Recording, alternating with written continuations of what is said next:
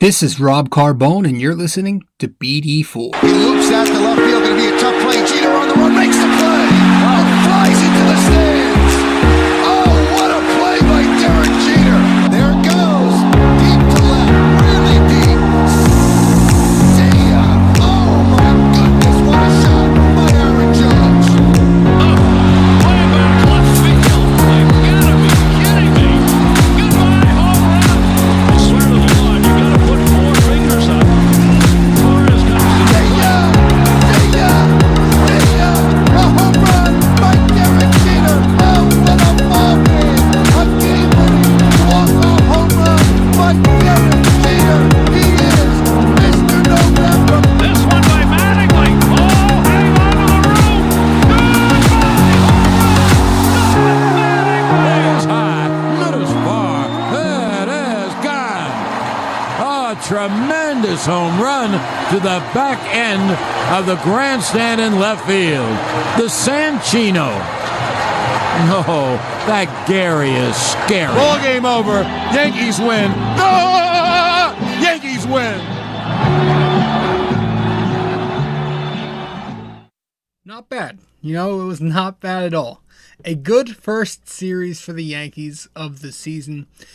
It was exactly as expected. 260 something day layoff. Not in rhythm yet. No crowd to really motivate you. You get motivated or anything. So it was expected. It was a solid 2 out of 3 for the Yankees to take down the reigning champs. What's going on, guys? Rob Carbone coming at you with another episode of the podcast of BD4, where there's no better way to get your Yankees and Knicks analysis. Hope everybody's doing all right. Episode 143 of the podcast tonight. But yes, I thought this was a series that, it wasn't always pretty. The last couple of games weren't the sharpest for the Yankees. There were some sloppy plays, and some lazy at-bats, I guess you could say, too. But again, you look at it, you take down the defending champions, 2 games out of 3, and you take it. You take it as a victory. You take it. Game 1, it was obviously that rain-shortened game where the Yankees took the victory 4-1. It was rain and Dr. Fauci throwing out that first pitch, which oh boy, 50 cents later we began the game. So the first pitch was funny, but no, it was a good game. That first game was Cole versus Scherzer, right? Perfect way to open up baseball for the season. To have the New York Yankees versus the Washington Nationals of DC.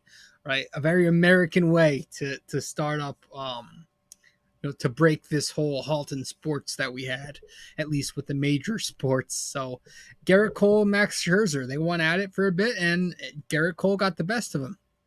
The Yankees made Max Scherzer work. They didn't pound him. They weren't expected to pound him. He did strike them out 11 times, I think, but they did make him work. I think in that first that first inning, Max Scherzer had to work 22 pitches, just that first inning alone. And, the Yankees did some damage right away. Aaron Judge, batting second, smacked a single to start the train. And then a couple of at-bats later, it was Giancarlo Stanton, who had a really strong series, started his season off with the bang, hitting a big, long home run to put the Yankees up early. It was a 2-0 lead. And I think later Aaron Judge got a second hit of the game, a big RBI double to make it 3-1. So the Yankee offense did fine enough. They didn't make the most of contact, and something that's, always going to be on my nerves, and I guess we'll touch on that in a bit. But on the other hand, Gerrit Cole looked sharp, man. He looked pretty good too. All right, so I can't complain on Gerrit Cole's part either. Now, again, he probably could have went 6 or 7 innings, rather, if the rain didn't stop the game. He tossed 5 innings. He only threw 75 pitches, so I think Aaron Boone said they're going to start him out with 100. So he probably could have at least pitched into the seventh had he kept going without the rain. Obviously, if the rain didn't stop. So he regardless though, he pitched a hell of a game. Three base runners, just one hit, which was that one solo shot he allowed. I forget who hit the ball. Who I don't. It's yeah, I don't know off the top of my head. It's hard to remember, but it was it. It was just a little, right field bloop home run. That that was about it though. I mean, Scherzer and I'm sorry, Cole was he worked a good game though. He still struck out five batters. He again limited the base runners and throwing hard, pretty much in control. And this guy's intense. You watch this guy on the mound and you're gonna like him. He looks like he's so tough on himself. He looks like he just wants to master his craft. He's a guy who doesn't fuck around. He's a guy who goes up there, does his job, walks off the mound. Innings over, he comes back on the mound, does his job again, rinse, repeat. He looks like a straight up baseball pitcher. He wants to pitch well. He wants to win. And this is a guy who's experienced the big stage before, pitching in big games with the Houston Astros. So listen, I like this guy a lot, and I think Yankees fans are going to love this guy. Of course, he's not going to be perfect always, but he's going to have his off nights, like everybody. But in my opinion, being the best pitcher in baseball, you're not going to get many off nights if we get what we've been seeing the last couple of years from Garrett Cole, which is a 20-5 pitcher with a 2.50 ERA and who can strike out a whole lot of batters. So, yeah, he looks sharp. Judge and Stanton look sharp, and that really continued in game two for Giancarlo Stanton, who hit another home run, his second of the season in game two. The Yankees did lose that game, though. Steven Strasburg was a late scratch, which I don't know about you guys, but when I heard that, I was kind of frustrated because the Yankees never do well against random journeyman pitchers, who are fill-ins. They never do well against those guys you never hear of. Or at least it feels like that, It feels like that. But it's probably, if you look at the statistics, I'm sure I'm completely wrong, but it feels like, those journeymen always get the best of them. But some guy named, I don't know, something Fetty, shut him down for 4 innings, allowed just 1 earned run.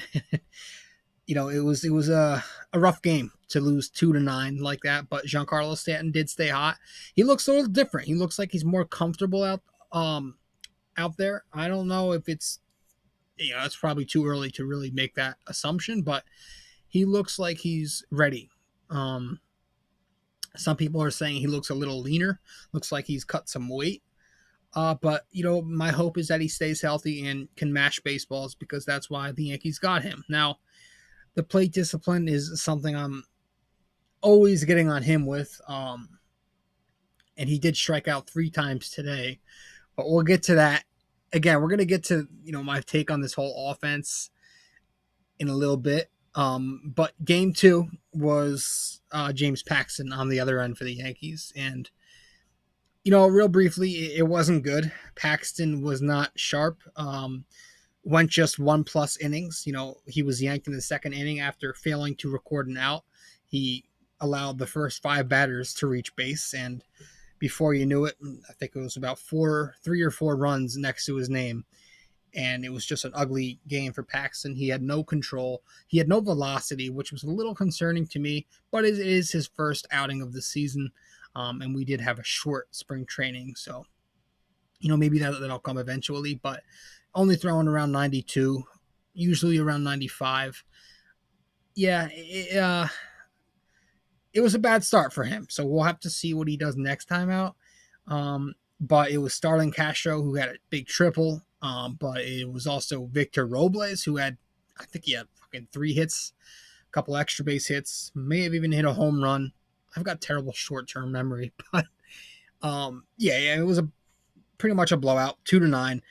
Game 2 did not look good, but the Yankees did bounce back a little here in game 3 this afternoon.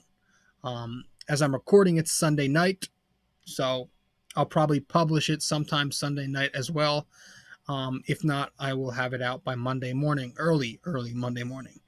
But game 3, the Yankees won 3-2 against the Nats, finishing the series with a victory. Johnny Lasagna took the mound, which I was hoping that we would see Jordan Montgomery, but I don't know. Aaron Boone went with Lasagna and only allowed him to throw 3 innings. He did well for 3 innings. He only allowed that 1 home run. And the bullpen, Aaron Boone kind of went with a couple of punt guys. It was Lasagna, and then it went to David Hale. David Hale pitched a few innings, and then he went with his big arms. And fortunately, by the time I think the seventh inning reached, the Yankee bats kind of found their rhythm.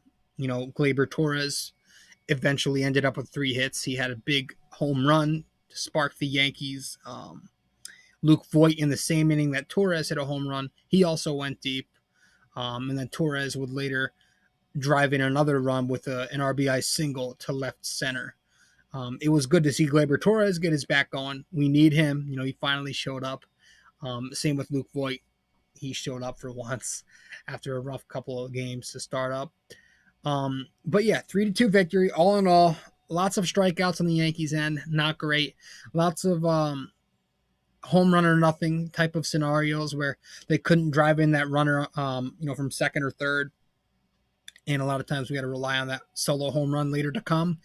That I don't want to get back into that October habit. Hopefully this is something the Yankees can fix. But again, that's where we're going to segue into my next little concern here about this offense. But real quick, before we talk about that, we're going to head to break. And as soon as we get back, we'll talk about this Yankee offense and my take on it. All right, be right back. Hey guys, really quick, I just want to remind you, if you haven't yet, please go to my website at nysportstalkrc.wordpress.com/connect and subscribe to the podcast, subscribe to the blog, and follow me on social media. That's all you got to do. Just go to my website, nysportstalkrc.wordpress.com/connect. All right, let's get back to the show.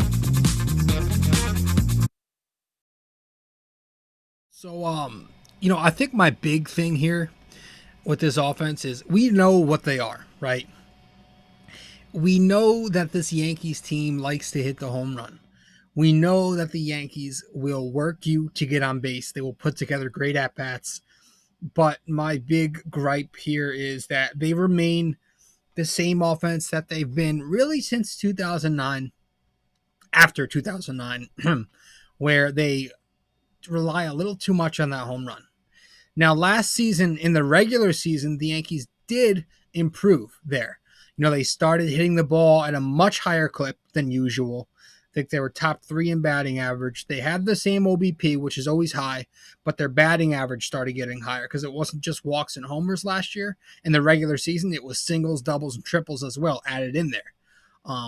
But come October last season, come October, they kind of reverted back to their norm because they have a lineup that has so much power hitting guys that it's inevitable. It's inevitable that they're going to strike out a lot. And that's hard to change unless you start dropping guys from the roster, but we won't even get there because we're trapped with some certain players. But it's interesting. It's going to work in the regular season. Don't get me wrong. They're going to have a great regular season. Knock on some fucking wood, but I just worry about it. I worry about this whole home runner strikeout philosophy. We can change it up in the regular season to become a better hitting club, but I just feel like it always comes down to October. And the Yankees have so many guys who strike out at a high clip. They have Stanton, Judge, Sanchez, Voit in one lineup. Those guys have tremendous power. They do. But they also have tremendous flaws when it comes to striking out. And I do believe, I am one to believe that strikeouts still matter.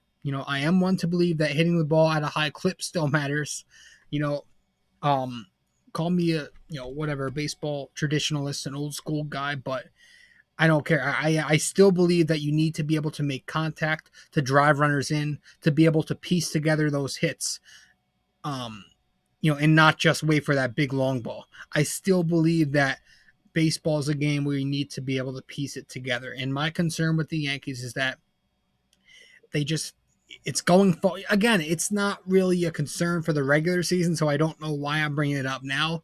I guess because we just kind of witnessed certain games like that, but it's going to annoy me. I can already tell you that as the season goes on, if we continue to show marginal, if not any, improvement in that area, it's going to be frustrating to watch. I just hope we can get more DJ LeMahieu type of hitters, more Gio Urshela type of guys. Hopefully those two can repeat what they did last season, or even give us 70% of that. I'd take it.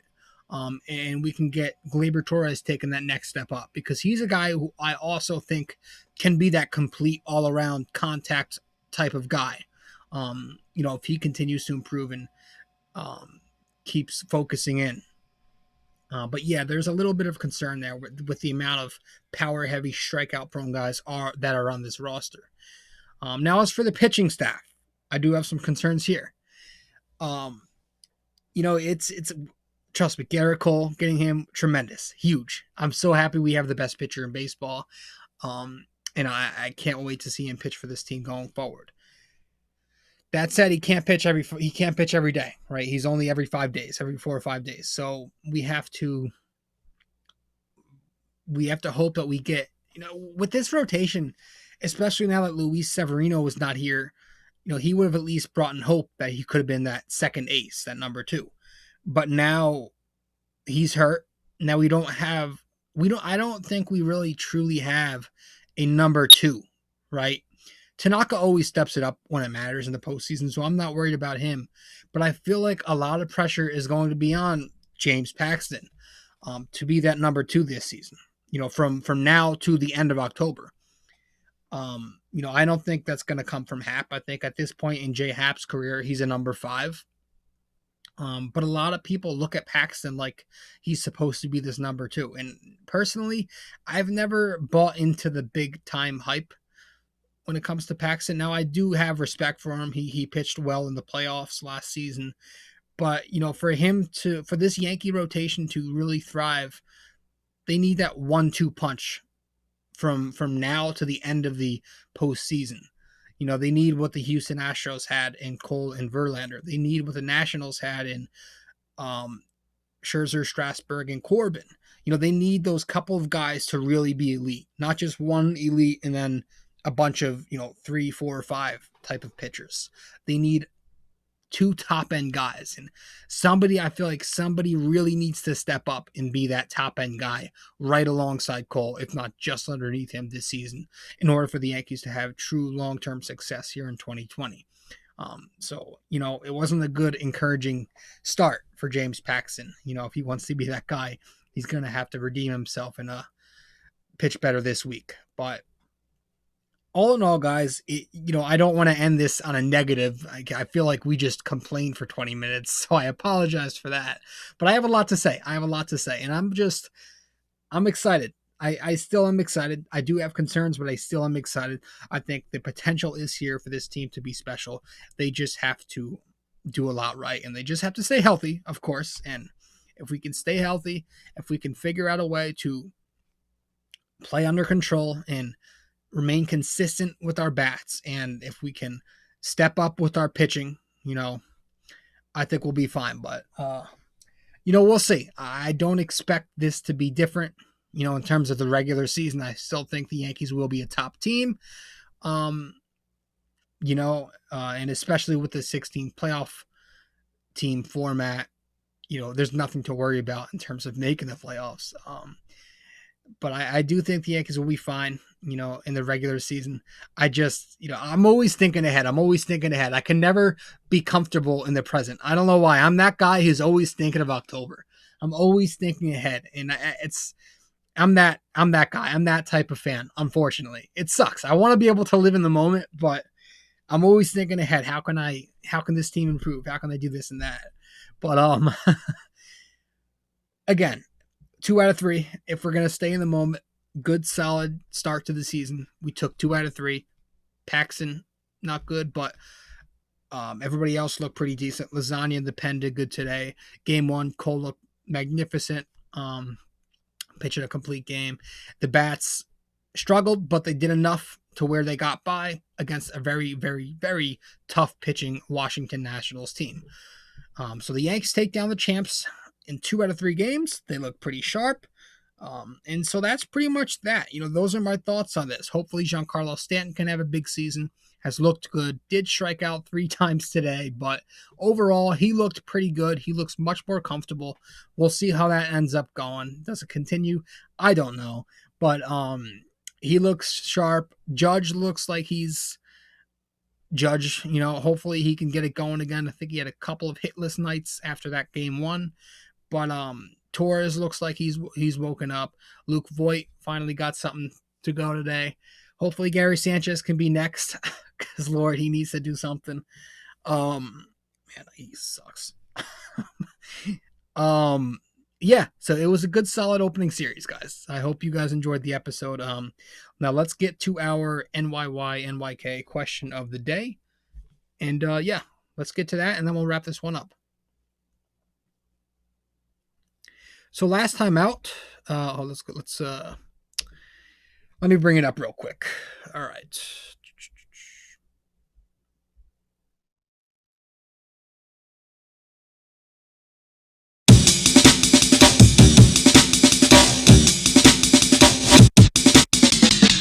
All right, yeah. So last time out in episode 142, we asked you, DJ LeMahieu led the Yankees in batting average last season. Who was the second in batting average last season? Who was second in batting average last season for the Yankees? Who placed second? It was Gio Urshela. It was Gio Urshela with a .314 batting average last year to place second on the Yankees. That was our question of the day last time out. Our question of the day tonight is, okay, let's see if I got on my notes. Okay, last Yankee starting pitcher to win a Cy Young Award. Who was it? Who was the last Yankee to win a Cy Young Award? So message me, comment, let me know the answer on any one of my platforms, Instagram, Facebook, Twitter. And yeah, that's pretty much it, guys. That's all we've got for episode 143. I do appreciate you guys stopping by. Once again, the Yankees defeat the Nationals 2 out of 3 games, scored 4 runs, 2 runs, and then 3 runs, which gives them a total of 5, 6, 7, 8, 9 runs for the series. And the pitching looked pretty good, obviously outside of game 2.